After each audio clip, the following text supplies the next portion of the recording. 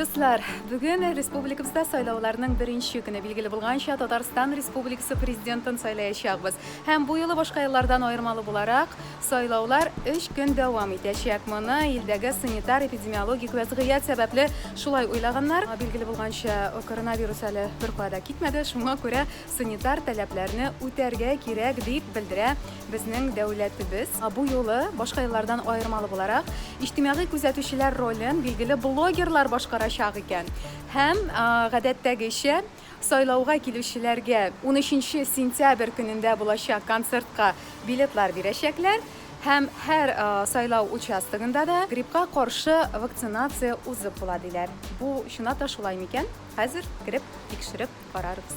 Bizlar qarag'iz mana bunda saylov uchastigina kirgancha mana shunday sistem qarshi ola. Birida mana Tatariston prezidenti vazifasina kandidatlar, bu yil belgili bo'lgancha 5 kandidat.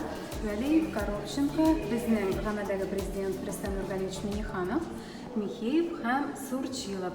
Qozon shahar dumasida deputatlar saylaymiz. Mana bunda kandidatlar. Qarag'iz Abakov Alik Gennadievich, Gaynanova Daliya Ilgizovna. Xatirlasangiz, bizning odatimiz Tatar portalida Gaynanova Daliya bilan topshiriqda chiqqan edi. Tag'in bunda Zaytsev Sergey Mixaylovich ham Maksim Yuryevich bor. Mana shulay ketdik saylov uchastigina kirganda hozir. Do'stlar, mana qarag'iz bunda odatdagicha bizni boshqalalar hozir mana mening temperaturamni tekshirishaklar.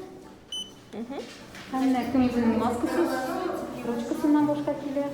Do'stlar, men mana bunda endi o'zimning tovushimni berish uchun kabinkaga kirdim, aynan. 3 byulleten berdilar menga. Shularning birisi bo'yicha biz prezidentni saylayapmiz. Mana bunda demak bizning firkalar, partiyalar hem endi Qozon shahar dumasida da deputat saylaymiz.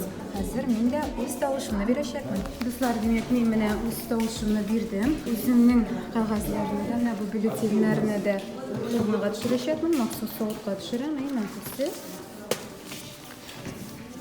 Где они? А вы куда дели бумажки? Мороженое. Üçüncüsü. Saylov uchastigida endi aytilgancha mana shunday bir bo'lmada grippga qarshi vaksinatsiyalar. Пишем фамилию, имя, отчество. А много желающих вакцинироваться от гриппа? 6 человек, вот 7 показили. А в основном молодые или пожилые? Больше пожилые. А вы будете работать все 3 дня? А у меня, да, 3 дня. Demek do'stlar, saylovlarda men de o'z tovushimni berdim. O'zim mana shunday braslet oldim. 13 sentyabrda Qozon Arena yonida bo'lajak interaktiv tomoshaga naq mana shunday braslet bilangina o'tib bo'lajak. Uning headlinerlari turida hali bizning portaldagi yangiliklardan o'qib bila olasiz. Ham endi ijtimoiy kuzatuvchilar rolini bu yil blogerlar o'tayajak deb aytganlar edi. Lekin mana men kelganda mana shu saylov uchastigida birgina da bloger yo'q edi. Boshqa tekshiruvchilar so'zlariga qaraganda ular bo'lgan, lekin ular chiqib ketgan bo'lganlar.